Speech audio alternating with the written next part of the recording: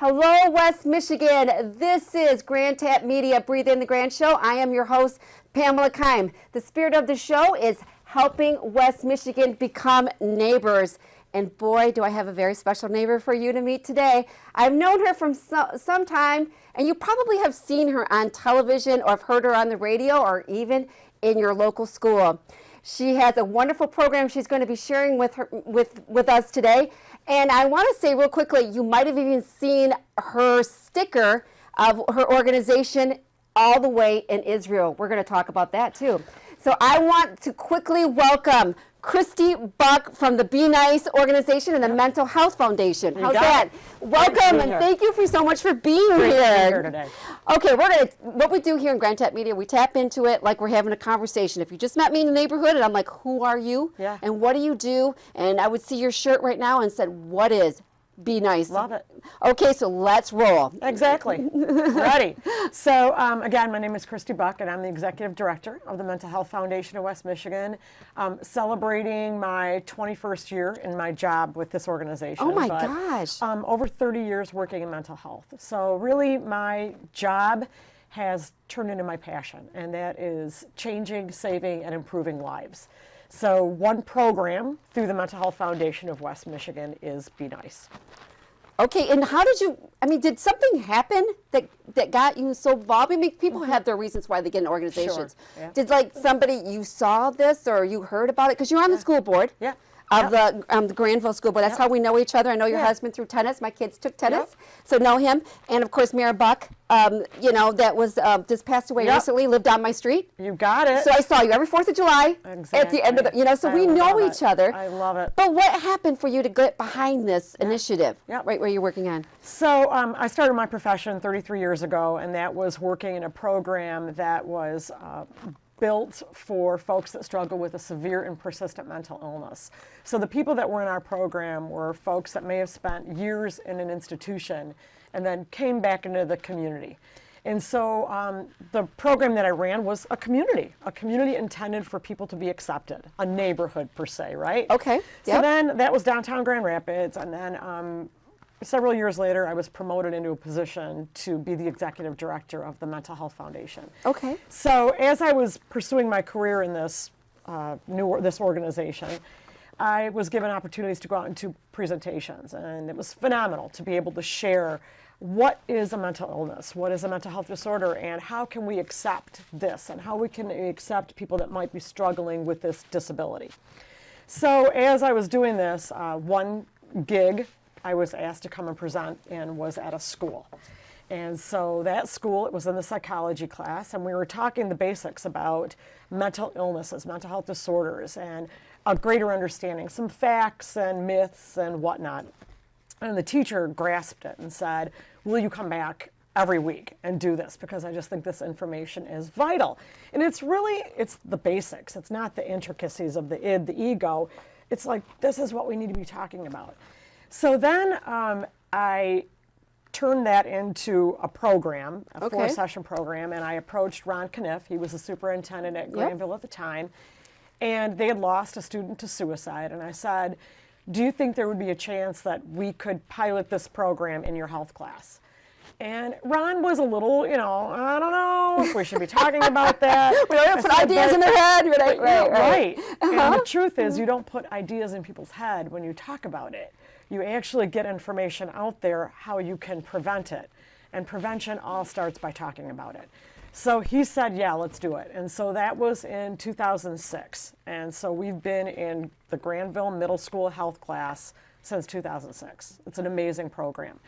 And with that program, every now and then you make adjustments in your program. Right. You might bring in new information because it has to be fresh, and you have to be giving the right facts all the time. There might be something new out there, whatever. So there was a death by suicide of a young man. He went to Rutgers University, and his name was Tyler Clemente. And his death hit the media waves. Everybody got on board to start talking about cyberbullying.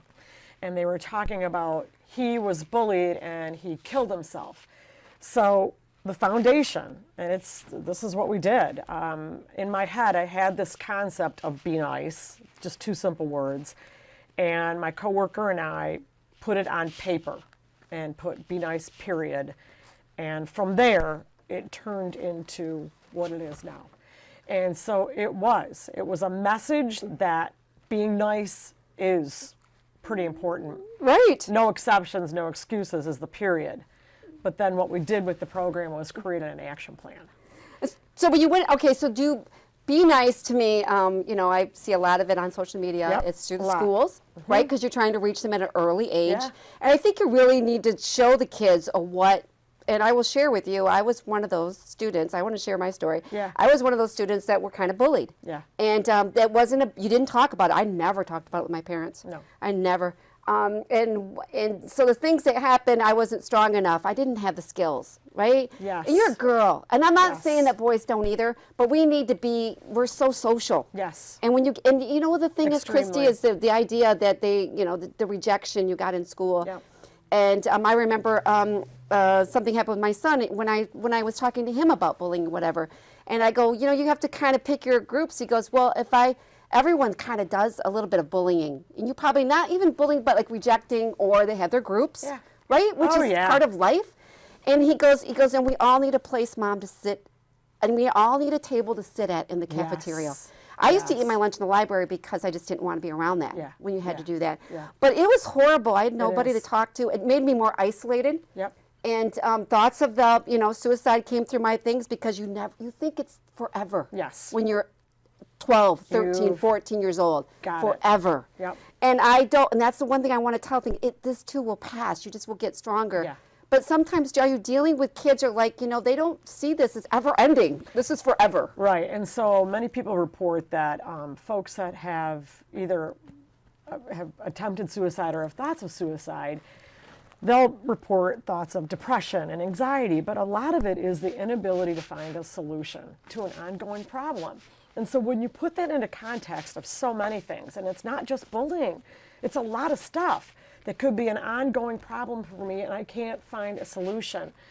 And Pam, we can see this when people can't, through their actions, through their conversations with me, through what they post on social media, what somebody might be texting me, Right. And this is what Be Nice is. It's an action plan. And there's 4 steps to it. And that is what we're talking about. We're talking about noticing, Okay. inviting, challenging, and empowering. And if I could take you through that action plan, it'd be really super cool. Yeah. Okay. Can I do that? Yes, Okay. please do. So the notice is, I'm going to notice what is good, what is right. If I can notice what is good, what is right, then I'm able to notice what is different. So if I know the great and the right about Pam, and every day I'm seeing this, but all of a sudden I'm seeing Pam's behavior is different. She's not acting, thinking, and feeling the way she normally does. I invite myself to have a conversation with Pam. What's going on? I noticed this. And the reason I can have that conversation with that person is because I know the good and the right. I can even say that. The good and the right is every time I walk into a room, you always say hi to me and you're always energetic and taking a photograph of me and putting on something on social media. Right. And all of a sudden, that's not you. What is going on? Having a loving, caring conversation. And then the C is challenge that person. Challenge that person maybe to get help and assistance. Challenge that person to find other things that have helped them before. Okay? Mm-hmm. That's building protective factors. That's helping that person to be empowered. The E and Be Nice. Okay. Empowerment. Okay. And ultimately, maybe I'm part of that empowerment journey. Maybe I'm the friend. That's the checklist. Okay, so now you look at a kid, all right, a young first grader, because this is what the program can start at, kindergarten. Right. We're going to, boys and girls, we're going to notice the good and the right about people. And we're going to notice when Pam isn't feeling good when she came to school that day. What can we do, students? How can we invite? What can we do? Oh, we can play with them at recess. Oh, we can sit by them at their desk. Oh, I can help them with their reading. The kids are coming up with, so it's not talking about suicide in kindergarten. Right. But we're talking about thinking, acting, feeling. We're talking about the basics of mental health.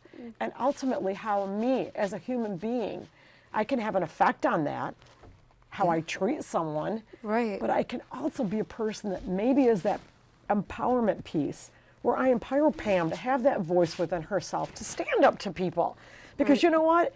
If I stand up to that person, I've got all these other friends that know the good and the right about me. I mean, Pam, I get the chills when I talk about the program because It's amazing, and it is life-changing, and I'm a believer in it, not because I'm the founder, but because I think these simple daily actions can change, save, and improve lives. Well, that's true. I had a teacher that did approach me, and then she goes, you should go out for the play, because I was lively and whatever, and I said, okay, so I went to the walked by the door, and it was the bullies that were in there. They were going out for the play. Sure. I go, there's no way I was walking in there. Right. I just kept on walking. I regret that to the day. And I'm not saying I would have been a superstar, but it might have opened up a door. Yeah. You know what I mean? But the Yes. teacher never said, why didn't you go in there? Right. Maybe she would have been able to. But honestly, I will see some of the kids back then, I just felt broken. Yes. There was something broken in me, because why would I be teased? Why would I be rejected? Right. Because I feel like I have so much I'm a nice person. Yes. And that is why the greater understanding, it needs to start at a young age. So the Be Nice is a program, all right? It is a K through 12 curriculum. We are just completing the evidence-based research study with Grand Valley State University on the effectiveness of our program to change culture, to have a greater understanding that how I treat an individual has an effect on how they think, act, and feel. That my school can be the safest environment for a kid, because no matter what they're going home to or what they're coming to school with, the 8 hours that they are at my school can change their lives because of the positive culture, how we treat each other in the school.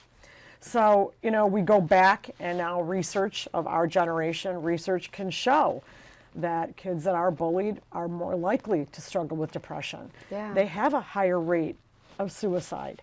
That we know that through evidence that school connectivity, being able to be brave, be bold, to be part of any club and organization is vital to me, feeling like I'm part of a school. And being part of a school is really super important for your mental health. Feeling like I'm part of a community. It's social, your peers. Yes. Same with your neighborhood. I mean, you're talking about just great communities. Hudsonville, Jenison, Granville, what great communities. Wouldn't it be amazing that in a neighborhood, we don't isolate ourselves, hey neighbor, and then walk on. Can I be that person, the neighbor, that notices, wow, they haven't cut their lawn in weeks. I'm not going to pick up the phone and call the public service and say, my neighbor isn't taking care of their lawn. I'm going to reach out. Is everything okay? Yeah. Can I help you with anything? Maybe they're sick. Maybe they're dealing with a sibling that, a husband or somebody is sick. Right? Yes. Maybe they have struggled with depression. Yeah. Maybe they're just coming out of a recent stay at a psychiatric facility where they're really struggling, and they're coming back home. Can I be the person that would be brave, bold enough to be nice, notice, invite, challenge, empower? How would, like, people my age, how are they, because, mental health, we think it's always the loonies. Yes. People, back in the day, Yep. right? Not realizing that, the world has changed. But how are we accepting mental health, and the way that you're trying to explain it? It's like, it could be just a little bit of depression. It could be, maybe that person, if they connect to somebody and you're their friend, you could change, and we all know that, change their whole life. But we're always like, we grew up as, there was always somebody on the street, right? Right. That was kind of odd. Yeah. Right, but that's how we see it. Right. You know what I mean? And that's, they're odd, they're weird, they're strange. Oh, they talk to themselves. But that's mental illness. Right. But that's mental illness where maybe they have a different diagnosis. But then there's a really serious mental illness called depression that can really go undiagnosed. And 1 in 5 people will struggle with a mental health disorder in a given year, 1 in 5.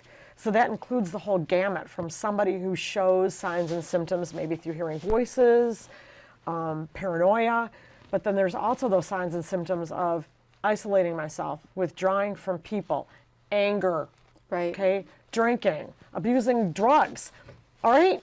This is all part of our mental health. And if I can notice and the onset of a mental health disorder by seeing the difference in what they're like. I know the good and the right.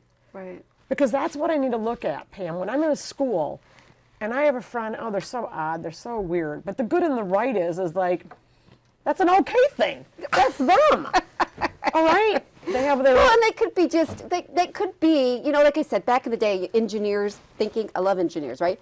they're a little bit more Amen. quieter. You know what I mean? And we Yes. always thought, but nowadays you would Yes. look at that and say, you know what, that's got potential. Right. But years ago, we were thought, Right. you know, Yep. but nowadays we look at them as, my gosh, they're going to be, they Yeah. could go on Yeah. to do great things, You right, got it. engineer? Yep. And we look at things a little different than that. Exactly. But I'm going to look at the good and the right? Because, boy, there's no one I wouldn't want on my project, right? So, We've seen those people pan out, right? yeah, so we need to look at those bigger things, you know, and it is sad because we don't, you know, a lot of times we poo-poo it. Oh, you're just depressed. Oh, you don't want to go to school. What oh, about you just don't the want to go to work. blues, dear? I mean, the blues is Sure, like seasons. but if it lasts for 2 weeks or longer, a marked change in someone's behavior, and it could be following a situation that's going on in their life, the loss of a loved one, a change in their job, moving to a new neighborhood, having a baby, going through a recent divorce, losing my business to bankruptcy. For a Right. kid, it could be bullying, exams, you know, all these things. Well, it could be Okay? an unsafe environment even at work. Yes. You deal with that. When Oh, people yeah. feel unsafe, it Oh, yeah. affects them all the way. You got it. On their relationships and with their relationships in their community. Yeah. Because they just feel like if that's not secure and you don't feel safe at work, all of a sudden you just don't feel safe in the world. Right. And I hate to tell you that, but that's the way it goes. It's the truth. So with depression, we know that, you know, 9 out of 10 times when somebody dies by suicide, they have depression in combination with possibly another mental health disorder or substance use disorder. So what we do with Be Nice, it's an instruction, it's a curriculum of recognizing those changes. What could I notice in someone's behavior that would bring me to invite myself to have a conversation with them or with a loved one? Maybe it's a neighbor, and I know that maybe it's an older adult in my neighborhood, and I know that their daughter stops by every few weeks or once a month, and you know, I have that person's phone number. But all of a sudden I'm noticing a lot more differences. I'm going to invite myself. I'm going to pick up that phone and say, you know what? I just want to let you know your mom is like not herself. Oh, I know she's never herself. No, I'm a little bit more concerned right now. You know what I mean? Right. I'm noticing a little bit more of a difference. And that's the action plan. And so, Well, you get that. Are you seeing more of, you know, because we are an aging community right now. Yes. We're in that Oh, yeah. transition right now. We're going to go back around and we'll be back, but right now it is. Yeah. I'm seeing that more and more of people feeling, I mean, even my relatives, yeah. isolated, Yes. alone. They don't realize how the connection Oh. really is important to their well-being, to feeling part that they feel like they're just we're just here to die. yeah, connections are huge. And 19% of suicides the demographic are 65 years and older. Right. So Wow. we need to be talking about it because no matter what, I mean, as you get older, there's more complications, right? There's being alone. There's maybe given a diagnosis of a terminal illness. You know, and people just sometimes think that, oh, I might as well be dead.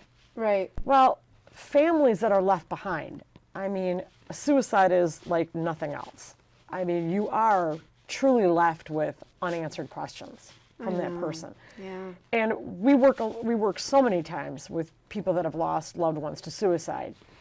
And the bottom line is that no one wants to lose somebody like that. And depression is treatable. You know, yep, sure, with medications and with counseling. Okay, but before that even, Right. it is. It It's, is I'm going to come and pick you up. I'm picking you up and I'm taking you to church. I'm picking you up and we're going to go eat at Russ's. I'm going to pick you up and we're going to go, I better put a plug in for the Rainbow Grill, right? Yeah, really. But Yeah, whatever give them we're off in here. doing, Yeah. right? Or let's go for a walk. And so that's why Be Nice, it's for everybody. It is. I'm seeing It it is. now. Well, that I've shared this with you. It I'm going. is. I had no. I thought it was just in schools. It is. No, and Honestly, so- that's the misconception. I think. You know, we're really proud of the work we've done. And so we're in, I think I mentioned, 180 schools throughout West Michigan. Okay. And our plans are to continue that growth. There are many schools that aren't doing Be Nice, and they might be doing something else, which is awesome. Right. What we found, though, in the evidence, in our evidence-based research study, is Be Nice is complementary to any other program you might be doing. So if school districts have a peer-to-peer program, this action plan can be part of your training for them. Okay? Notice, invite, challenge, empower. Exactly. Right. You with me? So I look at, you know, Granville Public Schools. They've been doing Be Nice. We actually piloted the program there. And they were an integral piece of our research-based study that was going on because they've been Right. doing it the longest. And what they've done is they've really created something amazing at their high school where they have a leadership group that started out with, 10 kids, and Chris Vanderslice, God yeah. rest his soul, right? Right. He was our champion with Be Nice. And he passed it on to 2 staff members. And what they've made out of it is over 100 kids in this leadership group. And the leadership group isn't replacing anything else that's going on. Theirs is that topic, that mental health discussion, the consistent messaging going out. Notice when people are feeling isolated. Notice new students coming into our district and what can we do for them to make them feel welcome. Like this is where you want to be. Right. So in high school, it's like you want to be here for the next 4 years. So who does more of the noticing? Is it the girl? Probably the girls. No, it's everybody. Everyone notices. Everybody needs to be doing this. Everybody needs to Is there a different be program doing- you have for each No. male? No, they're all together. It's a big organization, and they're pushing out the messaging. So it's not just the group. The 100 kids in the group are going to be noticing. They're going to be pushing out that message. It could be through PSA announcements. It could be through having a week where it's the action plan week of Right. NICE, fun things, right? It could be things that go out to their parents. It could be hosting an evening. Coopersville High School hosted an evening where they showed a movie, Right. The Greatest Showman. But the movie can give the message of people noticing the good and the right in each other. So no one ever gets to the place where they're not feeling connected, right? Right, I Like know. how would you take a circus movie and make it into a message of Be Nice? God, really? That is true. leadership group did it. Okay. So what it is it's pushing the message out to the community. So they're not going to be the Gestapo that are walking around the building, oh, you're busted, you're not being nice. No. Okay. It's the messaging and making sure that people understand that how we treat each other has an effect on our mental health. Exactly. Well, what do you do with now? Just the social media Yeah. has probably exploded this. Yes. People feeling, rejected. Yes. Not invited. Yep. It's all over. And you can't say, before you used to be able to go places and you'd invite somebody, it never really, hey, now it's all over social media that Right. you invited. Yeah. How are you going in and saying, this could be part of life. You're not going to be Yeah. invited to every party. Right. You're going to have girls have a tendency to pick their little groups. Yep. And you may not be included. How are you dealing with that? It's not a form of bullying, but it's almost like a form of, you wish it wasn't so, but it Yeah. is so. Yeah. Well, and also it's recognizing that what bullying is, okay, Right. and there's meanness and there's rudeness, right? Yeah. Okay. We all have experienced it. All of us, right? But then what it can turn into is when it's repeated and when it's intentional. And that's where behaviors start being confronted at that point. Like what you're doing right now, it's on the edge of being a bully. Right. Okay, and what a bully is you're intentionally making this person feel really lousy, okay?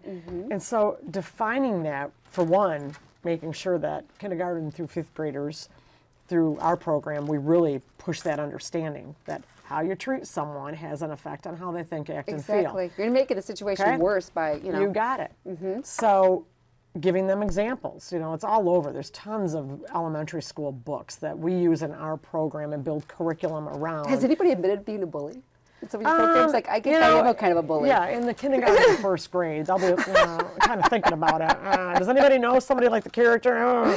And they'll come out, And Right. the thing is that, okay, there could be things going on also for that child. Oh, yeah. Right? What they're observing at home and what's going on in their neighborhood, whatever, on their bus.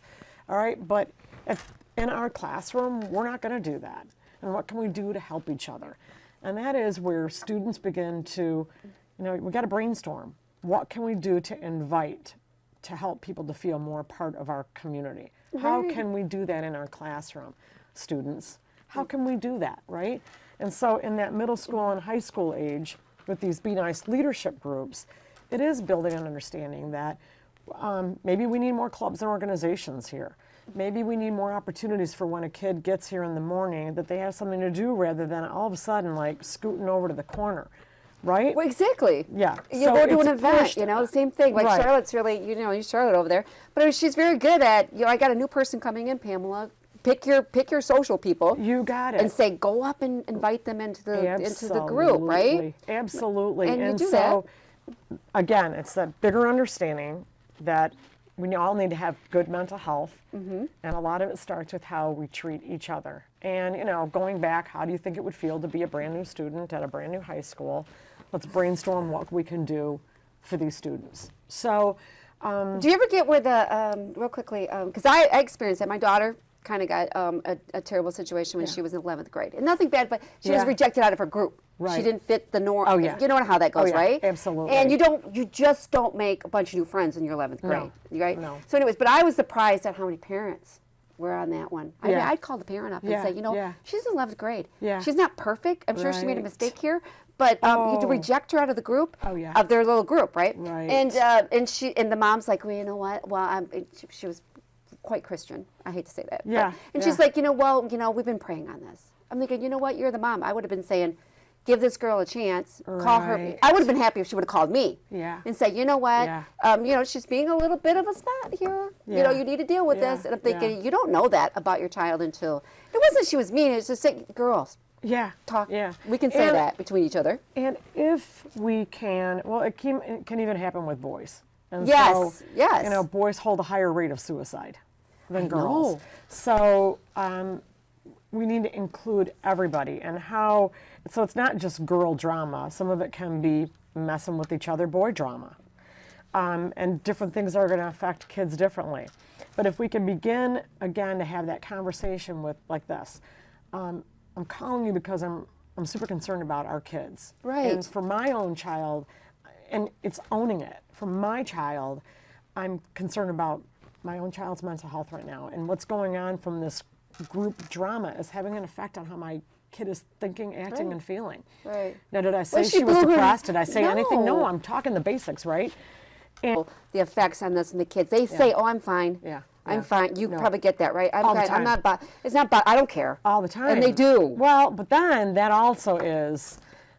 This is why with Be Nice also we offer parent workshops too. Okay. And it's more about that conversation that you can have on your child, and that is it is having an effect because this is what I'm noticing. I am noticing that you're isolating yourself. I am noticing that you won't even come down for dinner. I am noticing that you get short with me all the time, and that's not you. Right. That's not you. What surprised you the most getting into this that you were unaware of, or or maybe even we had no idea we would reach this depth. Well, it's a good closer because I didn't disclose my own personal story, and my personal story was that I was raised in a beautiful Greek Orthodox family, and my father unfortunately passed away when I was 12 years old. Okay. And so that right there was an adverse childhood experience for myself, right? Yeah. And 3 years later, my mom struggled with severe depression where she had to be hospitalized. And so when I was in high school, I lived in a home with a mom that struggled to get out of bed to take me to school. She's a great mom, but the depth of the sadness was unbelievable. Loss of your dad, and we didn't know this. We didn't know what this illness was. And even my grandmother, who was an immigrant grandmother from Greece, right, who hardly spoke English, she would describe it as, "Kati echi," there's something going on. Yeah. Well, when I finally got my job working mental health, and it's by God's grace. I wonder why you gravitated to that, right? Yeah. And so when I was in my 20s, in my profession, I finally realized that, holy cow, my mom struggled with a mental health disorder, and there is no shame in that at all. Mm-hmm. And I'm sorry that we didn't know everything that I know now, and that gave me my passion to get out in that community. My mom, I believe it, my mom never would have gotten so sick to the point that she wouldn't have been able to get out of bed. And it could be a season. Let's do it. All right, thank you so much, Christy Buck from Be Nice. And we want to thank everyone Thanks. today, and we will see you next time on Breathe in the Grand Show. This is Pamela Keim. Bye.